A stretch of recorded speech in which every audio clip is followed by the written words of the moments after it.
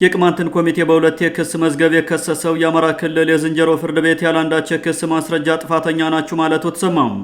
ከዚህ በፊት በእናቶ ከፋለ ማሞ የክስ መዝገብ በግፍ የተከሰሱ የፖለቲካ እስረኞችን ያለምንም የአቃቤ ሕግ ትክክለኛ ምስክርና ማስረጃ የጥፋተኝነት ብይን ያስተላለፈው የአማራ ክልል ጠቅላይ ፍርድ ቤት ጎንደር ምድብ ችሎት ዛሬም በእናቶ ጌታ ብርቄ መዝገብ የተከሰሱትን የኮሚቴ አባላት ጥፋተኛ ናችሁ ማለቱ ተሰምቷል። የአቃቤ ሕግን ክስ ያላንዳች አሳማኝ ምስክርና ማስረጃ ትክክለኛ አስመስሎ በመጠቀም በዝንጀሮ ፍርድ ጥፋተኛ ስለሆናችሁ ለግንቦት 25 የፍርድ ማቅለያ ይዛችሁ እንድትቀርቡ ሲል መወሰኑን ተከሳሾች ተናግረዋል። ከ2008 ዓ.ም ጀምሮ በቅማንት ሕዝብ ላይ ልዩ ልዩ ዘር ተኮር ጥፋቶችን በመፈጸም የለየለት የሽብር ወንጀል ሲፈጽም እስከ ዛሬ የዘለቀው የክልሉ ጽንፈኛ ካድሪም ራሱ የፈጸመውን የሽብር ወንጀል ገልብጦ ለኮሚቴው በመስጠት የግፍ ውሳኔ አስወስኖ ራሱን ከወንጀለኛነት የማዳን የሴራ ፍርድ አስተላልፏል።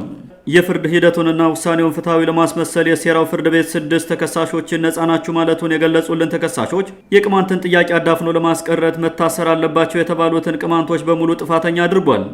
ከዚህ በፊት ጃኖ ቅማንት ሚዲያ በዝርዝር እንዳቀረበው በዚህ የክስ መዝገብ ስራ አቃቤ ሕግ 45 የሚሆኑ ከዞን እስከ ወረዳ ያሉ ምስክሮችን ቢያቀርብም አንዳቸውም የተባለው ወንጀል ሲፈጸም አየን ብለው እንዳልመሰከሩ በግልጽ እየታወቀም በዝንጀሮ ዳኝነት ፍርድ ቤቱ ከፖለቲካ ልሂቃኑ የተሰጠውን ውሳኔውን አገሪቱ የገባችበትን ቀውስ እንደ ሽፋን ተጠቅሞም ተከሳሾችን በሽብር አዋጅ 1176/2012 ዓመተ ምህረት አንቀጽ 3 ንዑስ አንቀጽ 2 የተደነገገውን ፍርድ ለመጫን መወሰኑ ተሰምቷል።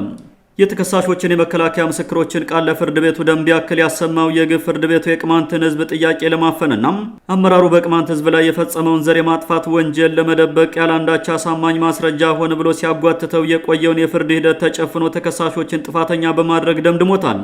አብዛኛውን የቅማንት ጥያቄ አስተባባሪ ኮሚቴ በ2015 ዓመተ ምህረት ታህሳስ ወር ላይ በምህረት ስም አታሎና በቄስ በመነኩሴ አሳምኖ በማስገባት ይህን የመሰለ ግፍ እየፈጸመ ያለው የአማራ ክልል ጽንፈኞች ቡድን አሁን ባለው የፈረሰ የመንግስት ስርዓት ተደብቆ የፍትህ ስርዓቱን የግፍ መፈጸሚያ አድርጎታል። በወቅቱ የተፈጠረውን ችግር ለመፍታት በሚል አቶ አደንፋራ ጭልጋ በሆና ላይ ተገኝተው ከቅማንት አስተባባሪ ኮሚቴ ጋር በመወያየታቸው ተበሳጭቶም ሲመለሱ ጥቃት ሊፈጽምባቸው ተዘጋጅቶ የነበረው የአማራ ክልል ጽንፈኛ ባለስልጣን ይህን ወንጀሉን ለቅማንት ኮሚቴ ገልብጦ መስጠቱን ተከሳሾች ገልጸዋል። የቅማንት ህዝባውን የገጠመውን አስቸጋሪ ሁኔታ በመጠቀም ብያኔውን በምርጫ ወቅት ያስተላለፈው የአማራ ክልል የዝንጀሮ ፍርድ ቤት ምናልባት ህዝቡ ካመፀ ለመጨፍጨፍ ምቹ ጊዜ ነው በሚል ድምዳሜ ላይ ደርሶ ነው ተብሏል። አሁን ባለው ሁኔታ የቅማንት ህዝብ በርካታ አማራጭ የትግል መስመሮች እንዳሉት የገለጹልን የቅማንት መብት ተሟጋቾች የግፍ ፍርድ ቤቱ የህዝባችን ትግል ወደ ላቀ ደረጃ ያሳድገዋል እንጂ አያኮሰምነውም ብለዋል። ለዘመናት የታሪክና የዘረመል አባታቸው የሆነውን የቅማንት ህዝብ በግላጭ ለማጥፋት ሲኳትኑ የኖሩት የአማራ ልሂቃንና ተባባሪዎቻቸው ዛሬም በቅማንት ኮሚቴ አመራሮችና አባላት ላይ እየፈጸሙት ያለው የደቦ ፍርድ የዚህ ታሪካዊ ጥላቻቸው ማሳያ ነው ሲሉ በርካታ ቅማንቶች ገልጸዋል።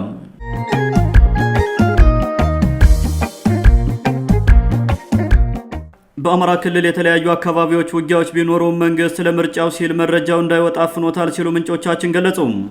መረጃዎች እንደሚጠቁሙት ከሆነ በአንዳንድ አካባቢዎች የትራንስፖርት እንቅስቃሴ ገደብ ጭምር እየታየ መሆኑ ታውቋል።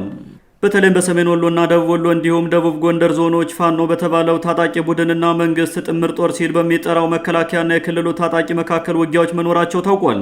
ፋኖ የተባለው ጽንፈኛ ኃይል አሁን በክልሉ የተለያዩ አካባቢዎች የጀመረው የውጊያ እንቅስቃሴ ብልጽግናን የጨረቃ ምርጫ እናስተጓጉላለን ብሎ የያዘውን እቅድ ለማሳካት በማሰብ መሆኑ ታውቋል። ከዚህ ጋር በተያያዘ ህወሓት በርካታ የታጠቀ ኃይል በራያ በኩል ወደ አማራ ክልል አዋሳኝ አካባቢዎች እያስጠጋ ነው በሚል በብልጽግና የቅርብ ሰዎች እየተነገረ ሲሆን ይህም ፋኖ በወሎ በኩል የጀመረውን ውጊያ ለማገዝ ነው የሚል ትልቅ ስጋትን ፈጥሯል። እስካሁን ባለው መረጃ በላስታ አካባቢ በመንግስት ጥምር ጦርና በፋኖ መካከል በተደረገ ውጊያ በመከላከያ ሰራዊቱ ላይ ጉዳት ሳይደርስ እንዳልቀረ ተመላክቷል። በወሎ የተለያዩ አካባቢዎች ፋኖ በተባለው ታጣቂና በመንግስት ኃይሎች መካከል ውጊያዎች እንዳሉና በተወሰኑ አካባቢዎች የትራንስፖርት እንቅስቃሴ መስተጓጎል እንዳለ በትክክል ቢረጋገጥም ስለደረሰው ጉዳት ግን እስካሁን የተረጋገጠ መረጃ የለም። ራሱን የአማራ ፋኖ ብሔራዊ ንቅናቄ ብለው የሚጠራውና ብልጽግና የጋራ ጠላታችን ነው በሚል ከህወሓትና ሻዕቢያ ጋር ግንባር ፈጥረናል የሚለው አንደኛው አንጃ ባወጣው መግለጫም ከነገ ግንቦት 21 ቀን 2018 ዓ.ም ጀምሮ በመላው አማራ ክልል ለተከታታይ 5 ቀናት ከአምቡላንሶች ውጭ ምንም አይነት የትራንስፖርት እንቅስቃሴ አይኖርም በሚል እየቀሰቀሰ ሲሆን ይህን መመሪያ ተላልፎ የተገኘ ማንኛውም ኃይል ላይ እርምጃ እንወስዳለን በሚል በተለያዩ መንገዶች እያስፈራራ ይገኛል።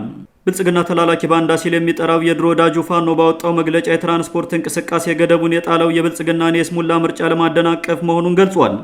ከዚህ በፊት በገዢው መንግስት እየተደገፈ የፈረጠመው የፋኖ ታጣቂ ከብልጽግና ጋር ግጭት ውስጥ ከገባ ወዲህ በርካታ ሲቪልና ወታደራዊ ባለስልጣናትን የገደለ ሲሆን ከሰሞኑም ራሱን የቢዛሞ ፋኖ ብሎ የሚጠራ ቡድን አንድ የመንግስትን ብርጋዴር ጄኔራል ወለጋ ውስጥ መግደሉ አይዘነጋም።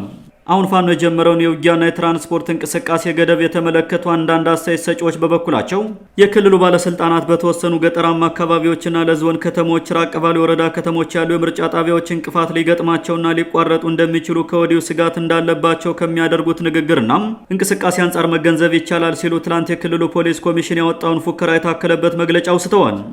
ምርጫውን አስመልክቶ ትላንት የአማራ ክልል ፖሊስ በሰጠው ማብራሪያ በአማራ ክልል ምርጫውን በሰላም ማስፈጸም የሚያስችል አስተማማኝ ሰላም ሰፍኗል ስለማለቱ ጃኖ ቅማንት ሚዲያ መዘገቡ አይዘነጋም። የክልሉ ፖሊስ በአማራ ክልል ያለምንም ስጋት ምርጫውን ማካሄድ የሚቻልበት ሁኔታ ተፈጥሯል ይበል እንጂም ምርጫ ቦርድ በአማራ ክልል ባለው ከፍተኛ የጸጥታ ስጋት ምክንያት ደቡብና ምዕራብ ጎንደርን ጨምሮ 8 የምርጫ ክልሎችን ዘግቻለሁ ማለቱም ይታወሳል። ውድ አድማጮቻችን ለዛሬ የነበሩን ዘገባዎችን ይመስሉ ነበር። መልካም ጊዜ ሁላችሁ